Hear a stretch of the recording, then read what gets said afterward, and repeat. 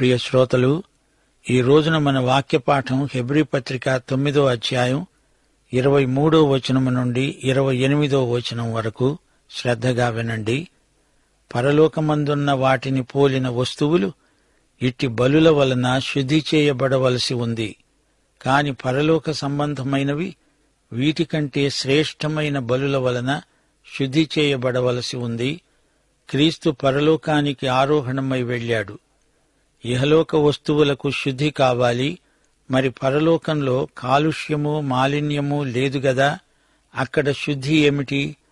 పరలోకంలో శుద్ధి కాదు, అందులో ప్రవేశించే వారికి శుద్ధి. ఇది ప్రత్యేకమైన శుచి. ఆ లోకమందలి శుద్ధికి ప్రత్యేక కార్యక్రమం ఉంది.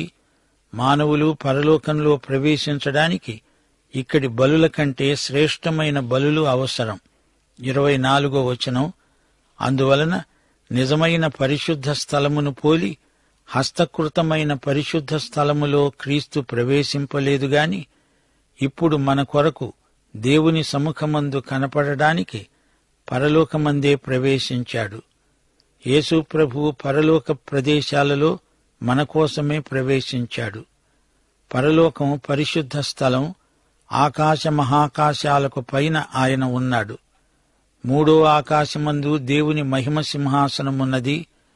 దేవుని సముఖమందు యేసుక్రీస్తు ఉన్నాడు. ఇప్పుడు ఈ కృపాయుగమందు విమోచన కార్యము ముగించినవాడై యేసు ప్రభు పరలోక అతి పరిశుద్ధ స్థలములో ప్రవేశించాడు. ఆయన మానవత్వాన్ని విడువలేదు. మానవ ప్రతినిధిగా పరలోకంలో ఉన్నాడు. నిత్యుడైన దేవుని సముఖమందు ఆయన ఉన్నాడు. మోషే ఆ విధంగా దేవుణ్ణి ముఖాముఖిగా చూడలేకపోయాడు. ప్రధాన యాజకుడు సంవత్సరానికి ఒకసారి దేవుని మహిమ సంకేతాన్ని, ఛాయను మాత్రమే చూడగలిగాడు. ధూపము వేసినప్పుడు ఆ పొగలో మహిమ తేజస్సు చూచాడు. ఈ భూమి మీది ఆరాధన స్థలం పరలోక పరిశుద్ధ స్థలానికి ప్రతిబింబం. కొండమీద చూపబడిన మాదిరి చొప్పున మోషే ఆ గుడారాన్ని నిర్మించాడు. ఇక్కడ నిర్మించబడింది అక్కడి వాస్తవానికి గుర్తు మాత్రమే. ప్రవచనాత్మకమైన సంకేతాలు ఈ భూమిపై దేవుడు మనకిచ్చినవే. ఇది దానికి సాదృశ్యం, దృష్టాంతం. 25-26 వచనాలు.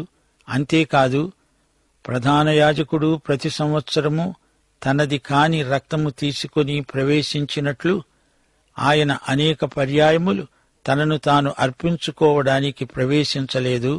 అట్లయిన ఎడల ఆయన అనేక పర్యాయములు శ్రమపడవలసి వస్తుంది.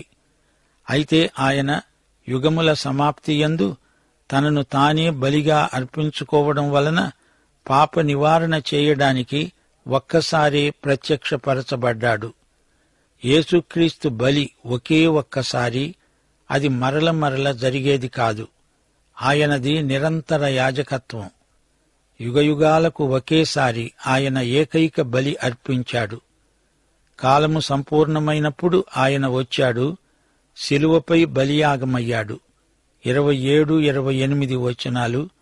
మనుష్యులొక్కసారే మృతి పొందవలెనని నిర్ణయించబడింది. ఆ తరువాత తీర్పు జరుగుతుంది. అలాగుననే క్రీస్తు కూడా అనేకుల పాపాలను భరించడానికి ఒక్కసారే అర్పించబడి తన కొరకు కనిపెట్టుకుని ఉండేవారి రక్షణ నిమిత్తము రెండోసారి ప్రత్యక్షమవుతాడు. గమనించాలి, యేసుక్రీస్తు మానవతను ధరించి మానవతకు ప్రతినిధిగా ఇప్పుడు పరలోకంలో ఉన్నాడు. మానవ జీవితయాత్ర ఈ లోకంలో మరణంతో ముగిసిపోతుంది. అలాగే యేసుక్రీస్తు ఇహలోకంలో 33.5 సంవత్సరాలు జీవించాడు. శిలువపై చనిపోయాడు. ఆయన చేయవలసిందంతా ఇక్కడే చేసి ముగించాడు. రెండోసారి వస్తాడంటే తీర్పరిగా వస్తాడు. ఆయన రెండవ రాకడ మహిమ ప్రత్యక్షం. అంతకు ముందే రక్షించబడి తన కోసం కనిపెట్టుకుని ఉన్నవారి కోసం ఆయన వస్తాడు. సోదరీ సోదరులారా, ఈ సందర్భంలో యేసు ప్రభువు యొక్క మొదటి రాకడ, రెండో రాకడల ఉద్దేశ్యం ధ్యానించడం సందర్భోచితమే. ఆయన మొదటిసారి వచ్చినప్పుడు సాధారణ మానవులతో తనను తాను సంయుక్తపరుచుకున్నాడు. ఆయన చనిపోయాడు. ఒకేసారి శిలువపై చనిపోయాడు. ఆయనది ఒకే అవతారం, ఒకే మరణం. ఆయన ఒకేసారి బలిగా అర్పించబడ్డాడు. అనేకులైన మానవుల పాపాలు తాను భరించాడు. యేసు మరణమందు ఆయన శరీర జీవితమంతా ఉంది. ఆయన జీవితమంతా, అందలి ప్రతిక్షణం, ఆయన మరణం అంతా మన కోసమే. ఆయన లోకపాపమును మోసుకొని పోయే దేవుని గొర్రెపిల్ల. ఆయన మానవుల పాపాలన్నీ పరిహరించగలవాడు. ఈ రోజున కూడా యేసు ప్రభు ప్రజల పాపాలు పరిహరించి, క్షమించి వారిని చేర్చుకుంటున్నాడు. క్రీస్తు తన సంఘములో ఉన్నాడు. యేసుక్రీస్తు రక్షకుడని సంఘం ప్రకటించినప్పుడు ఆయన నామమున ప్రజలు రక్షించబడుతున్నారు. పాపి ఎవరైనా సరే ఆ పాపికి క్రీస్తే రక్షకుడు. క్రీస్తునందలి విశ్వాసము వలన పాపులు పరిశుద్ధులవుతారు. అయితే యేసుక్రీస్తు రెండోసారి రాబోతున్నాడు. ఆయన మొదటి రాకడలో ఉద్దేశ్యం మానవుల పాపాలను పరిహరించడం. యేసును పైకెత్తినప్పుడు ఆయన సమస్త పాపులను ఆకర్షించుకుంటున్నాడు. పరిశుద్ధాత్మ తన శక్తినంతా వినియోగించి సువార్తను విన్నవారిని విశ్వాసానికి నడిపిస్తున్నాడు. పాపాలను భరించి వాటిని పరిహరించి రక్షించే యేసుక్రీస్తును అశేష ప్రజలు అంగీకరించి రక్షించబడుతున్నారు. ఆయన రెండోసారి రాబోతున్నాడు. ఈసారి పాపం విషయం కాదు, పాప విముక్తి పొందిన వారి కోసమై ఆయన వస్తాడు. వారిని నిత్యక్షేమంలోకి, భద్రతలోకి ప్రవేశపెట్టడానికి ఆయన రెండోసారి వస్తాడు. మనం పొందిన రక్షణకు పరాకాష్ట ఆయన రెండో రాకడ. ఆయన వచ్చేటప్పటికి నమ్మకంగా ఆయన అప్పగించిన పని మనం చేస్తూ ఉండాలి. శోధనలను ఎదుర్కొని జయిస్తూ ఉండాలి. ఆయన వచ్చినప్పుడు మన విమోచన సంపూర్ణ సిద్ధి చెందుతుంది. మన శరీర జీవాత్మలకు మహావిమోచన. ఆయన తన వారిని తనతో తీసుకువెడతాడు. దేవునికి స్తోత్రం. ప్రియ శ్రోతలు, యేసు మన కోసం సంపాదించి పెట్టిన విమోచన నిత్యత్వపు పరిమాణం కలది. పరలోకంలో జంతుబలుల ప్రసక్తే ఉండదు. యేసు తన రక్తంతో పరలోక గుడారంలో ప్రవేశించాడు. ఈ లోకంలో యేసు మనల్ని రక్షించడానికి చనిపోయాడు. రక్షించబడిన మన కోసం పరలోకంలో మన ప్రధాన యాజకుడుగా విజ్ఞాపన చేస్తున్నాడు. ఇహలోక యాజకులకు మన మహాప్రధాన యాజకుడైన యేసుక్రీస్తుకు ఎంత వ్యత్యాసమో గమనించారా? ధర్మశాస్త్ర యుగం ముగింపులో వచ్చాడు. కృపాయుగకర్త యేసే. ఈ కొత్త యుగాన్ని ఆయనే ఆరంభించాడు. రక్షణ లేకుండా చనిపోయిన వారికి తీర్పు తప్పదు. యేసు మరణం నిన్ను రక్షించకపోతే నీ మరణం తర్వాత నీకు తీర్పు ఉంది. క్రీస్తునందున్న వారికి ఏ శిక్షావిధి లేదు. ఆయన యందు విశ్వాసముంచినవాడు చనిపోయినా బ్రతుకుతాడు. బ్రతికి ఆయన యందు విశ్వాసముంచినవాడు ఎన్నటికీ చనిపోడు. యేసు రెండోసారి వచ్చినప్పుడు ఆయనను అంగీకరించి ఉండని వారికి తీర్పు, రక్షించబడిన వారికి స్థితి మార్పు. 1 యోహాను 3:2 ప్రియులారా, ఇప్పుడు మనము దేవుని పిల్లలమై ఉన్నాము. మనమిక ఏమవుతామో అది ఇంకా ప్రత్యక్షపరచబడలేదు. గాని ఆయన ప్రత్యక్షమైనప్పుడు ఆయన ఉన్నట్లుగానే ఆయనను చూస్తాము గనుక ఆయనను పోలి ఉంటాము. ఈ పాఠంలో 2 మరణాలు పేర్కొనబడినవి. 1 ప్రతి మానవుని మరణం, 2 యేసుక్రీస్తు యొక్క మరణం.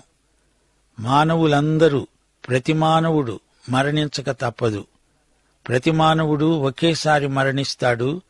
ఇది మరణ నియమం, తప్పదు. మనిషి చావాల్సిందే. మరణాన్ని ఎవరూ తప్పించుకోజాలరు. మరల మరణం రాదు, ఒకేసారి వస్తుంది. మరణానుభవం మరల కలిగేది కాదు. అందుచేత ప్రతి ఒక్కడూ ఈ మరణానికి సిద్ధపడాలి.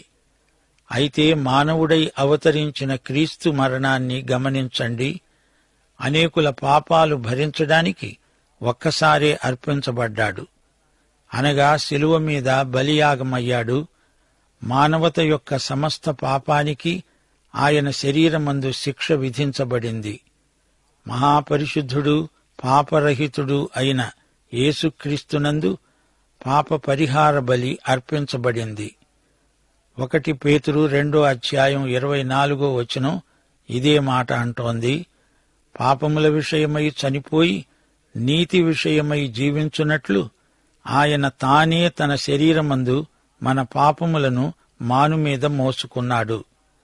అనేకుల పాపాలు అంటే అందరి పాపాలు అని అర్థం. ఆయన ప్రతి మనుష్యుని కొరకు మరణము అనుభవించాడు. ప్రతి మనుష్యుని కొరకు ఆయన మరణము రుచి చూచాడు. మన అతిక్రమాలను బట్టి ఆయన గాయపడ్డాడు. మన సమాధానార్థమైన శిక్ష ఆయన మీద పడింది. మరణము నొందునట్లు ఆయన తన ప్రాణం ధారపోశాడు. అనేకుల పాపాలను భరించాడు. ఆయనే మన పాపాలకు శాంతికరం.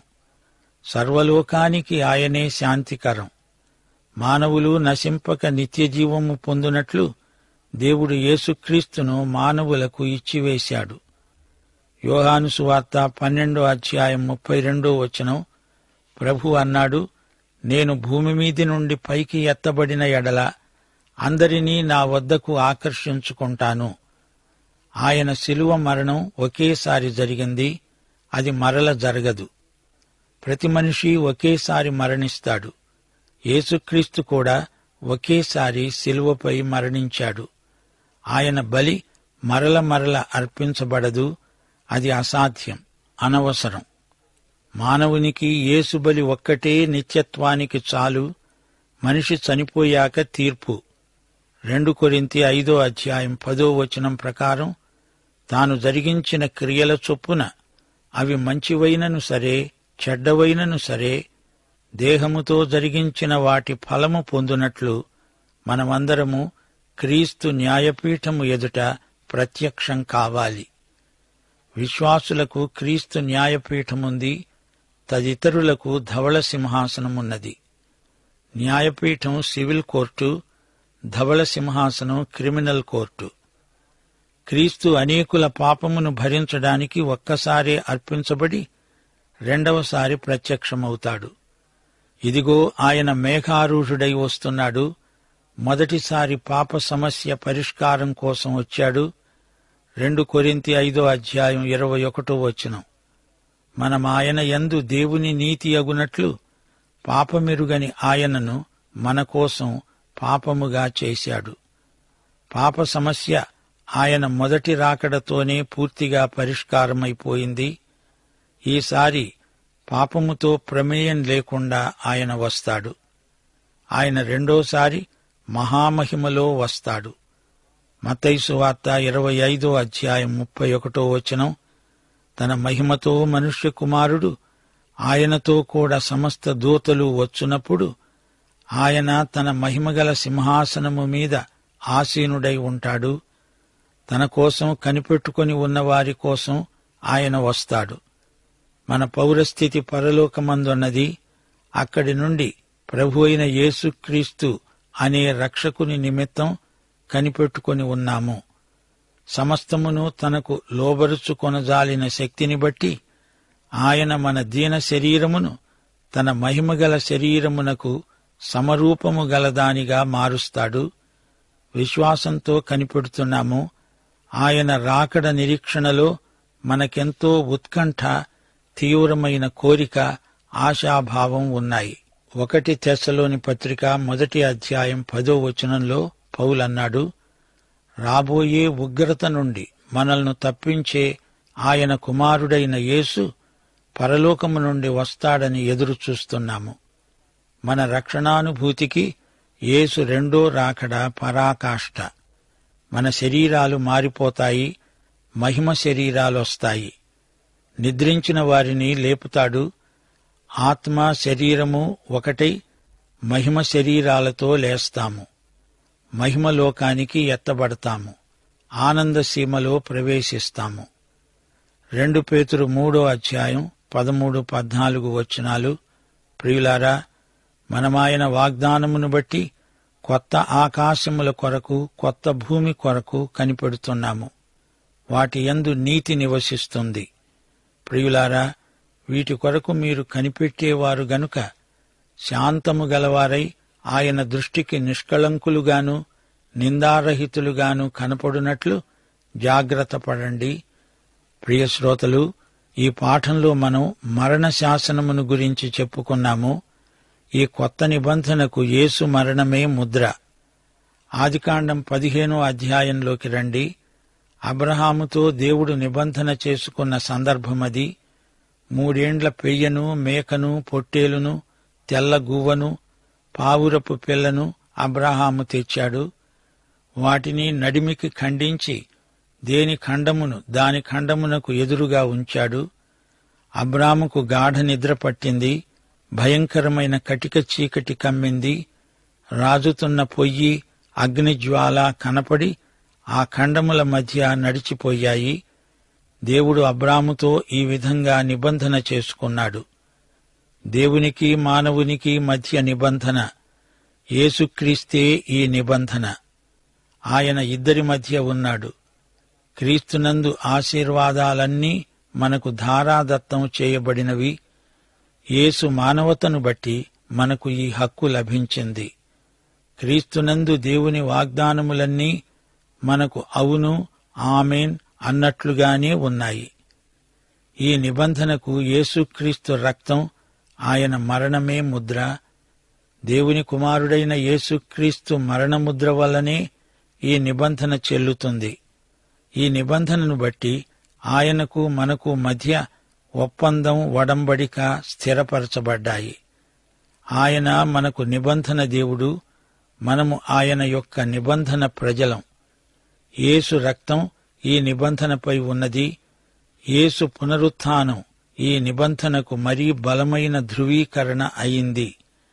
ఇప్పుడాయన పరలోకమందున్న మన ప్రధాన యాజకుడు.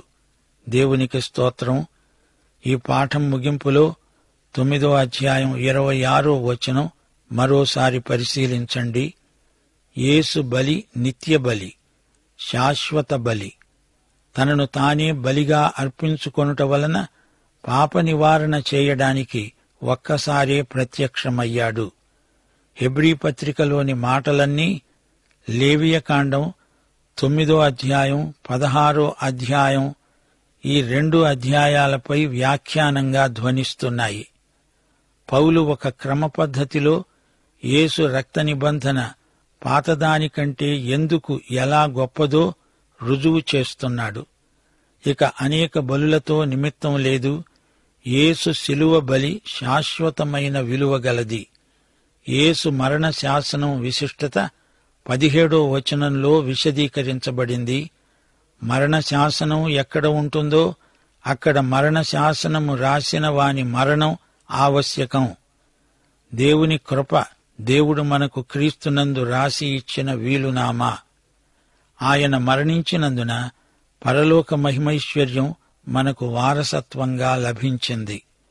ప్రియ సోదరీ సోదరులారా, మనం పాత నిబంధన కాలం మనుషులం కాము, కొత్త నిబంధనకు చెంది ఉన్నాము. మనమెంతో ధన్యులం. పాత నిబంధన దస్తావేజును కొత్త దానితో సరిపోల్చుకున్నప్పుడు ఇది దానికంటే ఎంత గొప్పదో మనకు ఇట్టే బోధపడుతుంది. అవునా? పాఠం ఇంతటితో సమాప్తం. ప్రభు అయిన యేసుక్రీస్తు వారి దివ్య కృప, తండ్రి అయిన దేవుని పరమ ప్రేమ, పరిశుద్ధాత్మ యొక్క అన్యోన్య సహవాసము, సమాధానము మనకందరికీ నిత్యత్వము పర్యంతము తోడై ఉండునుగాక. ఆమేన్.